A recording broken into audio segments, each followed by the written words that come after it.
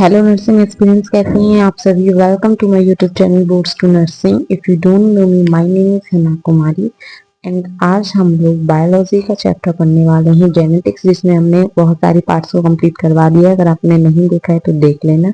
And boards to nursing channel आपको continuous 2026 के लिए एम्स बीएससी नर्सिंग पैरामेडिकल की प्रिपरेशन करवा रहा है।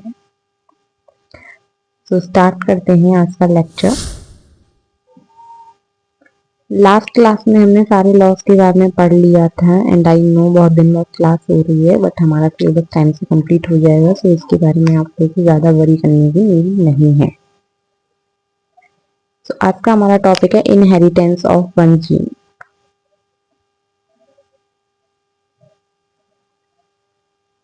Today's topic inheritance of one gene. Inheritance of one gene can be explained during Mendel one of the hybridization experiment such as crossing between tall and dwarf plant। जब हम one gene की अगर हम inheritance देखते हैं, जैसे कि मैं एक प्लांट लेती हूँ, एक टॉल प्लांट है एंड एक है आपका ड्वार्फ प्लांट। ठीक है, टॉल प्लांट कैपिटल टी से डिनोट किया जाता है एंड ड्वार्फ प्लांट को मैं स्मॉल टी से डिनोट कर रही हूँ। ठीक है, तो जब मैं इनका क्रॉसिंग ओवर करवाऊंगी तो मुझे क्या मिलेगा। When tall and dwarf plant are crossed, अगर मैं इनका क्रॉसिंग ओवर करवाती तो क्या मिलेगा। The resulting first hybrid generation is known as Hillel Tosny and first generation। First generation में हमें रिजल्ट देखने के लिए क्या मिलेगा। Mendel observe that all plants are tall. तो मेंडल ने क्या देखा कि सारे के सारे प्लांट टॉल मिल रहे हैं। कैसे मिल रहे हैं, टॉल मिल रहे हैं। अगर मैं इन दोनों का क्रॉसिंग ओवर करवाती हूँ तो सारे के सारे प्लांट टॉल मिलेंगे इस तरीके से। एंड ये है हमारी फर्स्ट जनरेशन। ये फर्स्ट जनरेशन है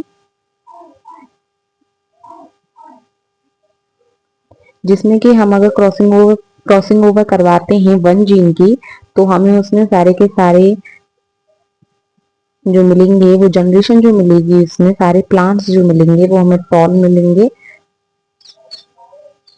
Then the first generation plants were self-pollinated and produced second generation. Then the progeny obtained as 3 tall plants and 1 dwarf. The resulting ratio 3:1। अगर फिर मैं इनका, जैसे कि मुझे ये टॉल मिला है एंड मैं इसका सेल्फ पॉलिनेशन करवाती हूँ, अगर सेल्फ पॉलिनेशन करवाऊंगी तो मुझे इसमें क्या मिलेगा। मुझे इसमें 3 टॉल प्लांट्स मिलेंगे एंड 1 ड्वार्फ मिलेगा। और जो हमारा रेशियो निकल के आता है वो निकल के आता है 3:1। ये फिनोटाइपिक रेशियो है। नेक्स्ट टॉपिक है इनकम्प्लीट डोमिनेंस। इनकम्प्लीट डोमिनेंस में क्या पढ़ते हैं। When the dominant allele is not completely dominant over recessive allele and the F1 hybrid forms are intermediate of the two parents, the phenomenon is called incomplete dominance।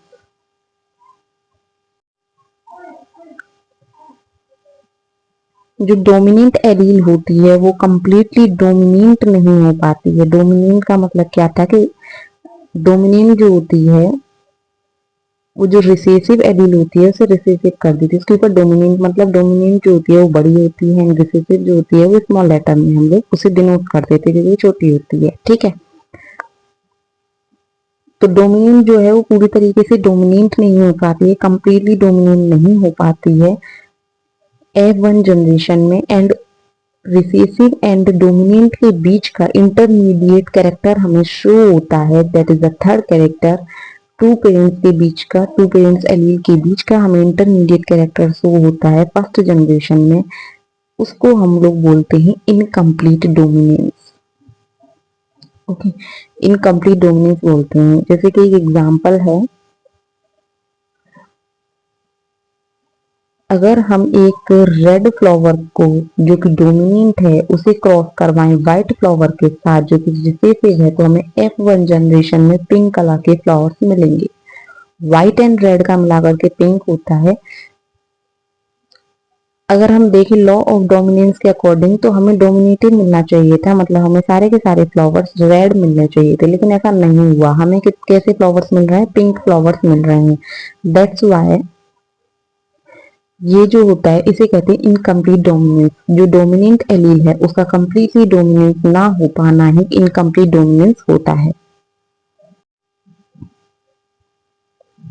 देखो, अगर हम एक red flower ले रहे हैं एंड एक white flower ले रहे हैं, उसका क्रॉसिंग ओवर करवाने पर हमें क्या मिल रहा है? पिंक कलर का फ्लावर मिल रहा है। कैसा फ्लावर मिल रहा है? पिंक कलर का फ्लावर मिल रहा है। तो this is the incomplete dominance. And incomplete dominance में जो हमारा आता है फिनोटाइपिक रेशियो, फिनोटाइपिक रेशियो जो आता है वो आता है 1:2:1।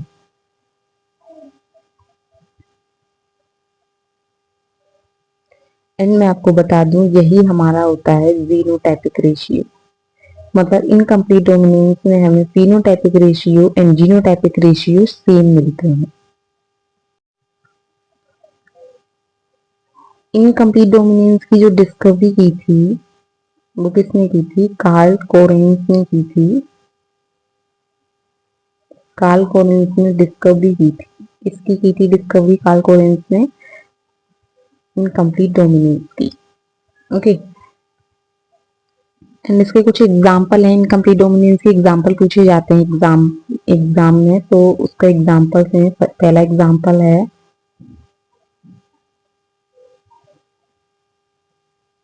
मिराबिलिस प्लांट, सेकंड है स्नैपड्रैगन प्लांट, एंड थर्ड है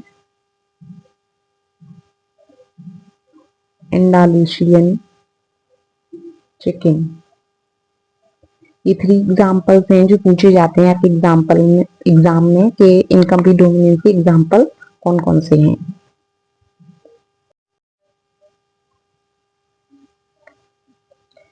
सो नेक्स्ट है मल्टीपल एलेलिज्म और कोडोमिनेंस। ओके, कोडोमिनेंस किसे कहते हैं? जब dominant and recessive character both हमें एक्सप्रेस हो जाए प्रोजली में। ठीक है, जब हम क्रॉसिंग ओवर करवाते हैं तो उसके बाद अगर हमें बोथ कैरेक्टर्स, पेरेंट्स के दोनों के कैरेक्टर्स अगर हमें प्रोजली में दिखाई दे रहे हैं, that is called the codominance. ठीक है, when a gene exists in more than two allelic forms, अगर कोई gene more than two allelic form में एग्जिस्ट कर रहा है, the phenomenon is called multiple allelism. उस फेनोमेनन को हम मल्टीपल एलेलिज्म कहते हैं। क्या कहते हैं? मल्टीपल एलेलिज्म कहते हैं। For example, multiple alleles are the inheritance of ABO blood group। ABO blood group in human beings, ये एक एग्जाम्पल है मल्टीपल एलेलिज्म का। The gene for blood group occurs in 3 allelic forms। ये जो gene दे रखे हैं ABO blood group, ये 3 allylic forms में हम इन्हें रिप्रेजेंट करते हैं। कौन कौन सी 3 forms? IA, IB and small I. ठीक है, an individual can passes any two of these alleles। The gene IA codes for glycoprotein. अगर जीन IA की बात करें तो ये ग्लाइकोप्रोटीन ऑफ ए के लिए होता है and responsible for a blood group, A blood group के लिए रिस्पॉन्सिबल होता है। एंड अगर हम IB की बात करें तो ये होता है आपका ग्लाइकोप्रोटीन बी के लिए एंड रिस्पॉन्सिबल होता है फॉर ब्लड ग्रुप बी के लिए। Okay,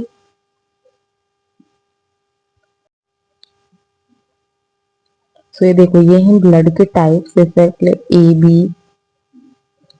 AB, O। तो हम इस तरीके से कितने कितने से फॉर्म्स बना सकते हैं। तो देखो, ये IA बनाता है जीनोटाइप IA नॉट। ठीक है, AO AA। ठीक है, ये AO के लिए है एंड ये IA ए के लिए है, ठीक है।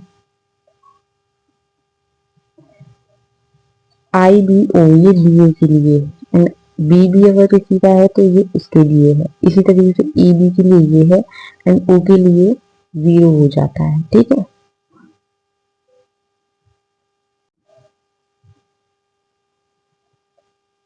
The gene I do not produce any glycoprotein, and so the person who is homozygous for it will have O blood group. The genes IA, IB are dominant over I.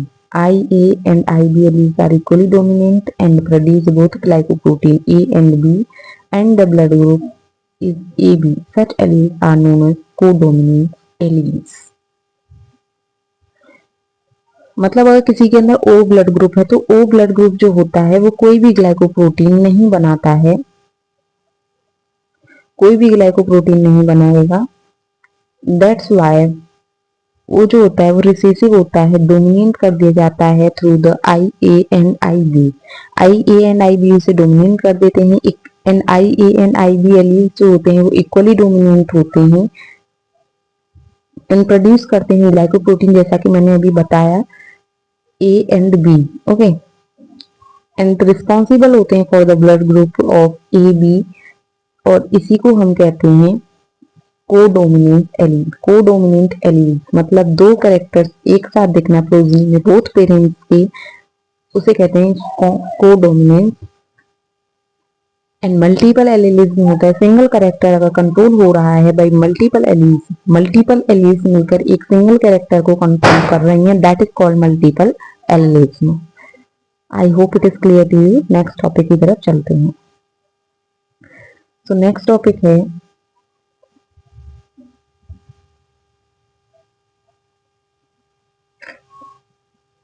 Inheritance of two gene. Inheritance of two gene अब हम पढ़ने वाले हैं। तो देखो, Mendel also work with pea plant that differ into two characters.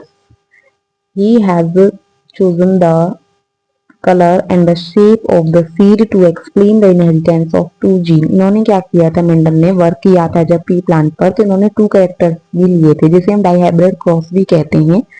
इसमें क्या होता है, हम हेरिडिटी करवाते हैं टू कैरेक्टर्स की, ठीक है, जो कि कंट्रोल होती है बाय टू जीन्स के द्वारा हम उसे कंट्रोल करते हैं। तो इन्होंने क्या क्या लिया था, इन्होंने एक तो कलर लिया था एंड एक लिया था shape of the seed. Shape of the seed and colour का इन्होंने क्रॉसिंग ओवर करवाया था and inheritance of two gene को एक्सप्लेन किया था। So capital Y represent the dominant colour yellow colour seeds and small y represent recessive green color, and r represents round shape of the seed and small r represent the wrinkle shape of the seed। तो capital R जो है वो represent कर रहा है dominant को and dominant yellow colour को, and small Y represent कर रहा है रिसेसिव ग्रीन कलर को, and R capital R represent कर रहा है राउंड शेप को, एंड स्मॉल आर रिप्रेजेंट कर रहा है wrinkle shape of the seed को। Genotype of the parents can then be written as capital RRYY। जो जीनोटाइप है पेरेंट्स के वो हमने एक साइड में इस तरीके से लिख लिए हैं, RR एंड RY, स्मॉल वाले अलग लिख लिए हैं एंड कैपिटल वाले अलग लिख लिए हैं, ठीक है। द गैमेट्स, जब हम इनके गैमेट्स बनवाएंगे तो हमारे गैमेट्स जो बनते हैं वो बनते हैं RY and RY unite on fertilization to produce the F1 hybrid। First generation जो हमें मिलती है वो हमें ये मिलती है। Inheritance of two genes was also used to explain the law of independent assortment। जैसा कि मैंने तुम्हें बताया था जब मैंने लॉ पढ़ाए थे स्टार्टिंग में, कि लॉ ऑफ असॉर्टमेंट का हम जो यूज करते हैं वो हम डाइहाइब्रिड क्रॉस में करते हैं, उसी के बेसिस पर हमें क्रॉस करवाते हैं। एंड F2 जनरेशन का जो हमें रेशियो मिलता है वो रेशियो मिलता है हमें 9:3:3:1। ये हमारा इसमें F2 जनरेशन का रेशियो रहता है, फिनोटाइपिक रेशियो। सो देखो किस तरीके से किया है, डायग्राम के अकॉर्डिंग देखो। जब हमने पेरेंट्स लिए सबसे पहले इस तरीके से अलग अलग, एंड हमने जब फर्स्ट जनरेशन निकाली तो हमारी ये फर्स्ट जनरेशन निकल आई है। ओके, एंड उसके बाद हमने क्या किया, गैमेट्स फ्रॉम हेटेरोजीनस पेरेंट्स को इधर लिख लिया है and gametes from heterogeneous parents को हमने इधर लिख लिया है, दोनों को अलग अलग लिख लिया है। ठीक है, अब हमें इसे इसका सेल्फ करवाना है, सेल्फ पॉलिनेशन। तो उसके बाद जो हमारी एफ1 जनरेशन निकल रही है, these are the yellow yellow yellow.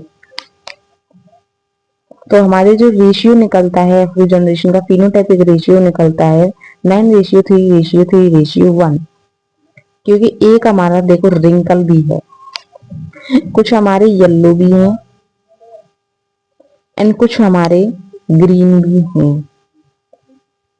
ठीक है,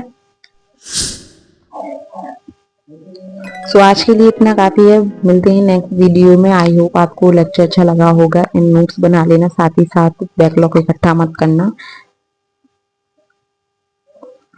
नेक्स्ट टॉपिक हम लोग इसे डिस्कस करने वाले हैं, बहुत सारी चीजें जैसे like chromosomal theory of inheritance, link वगैरह हम लोग इसमें पढ़ने वाले हैं। तो मिलते हैं नेक्स्ट वीडियो में नेक्स्ट टॉपिक के साथ। Thank you so much.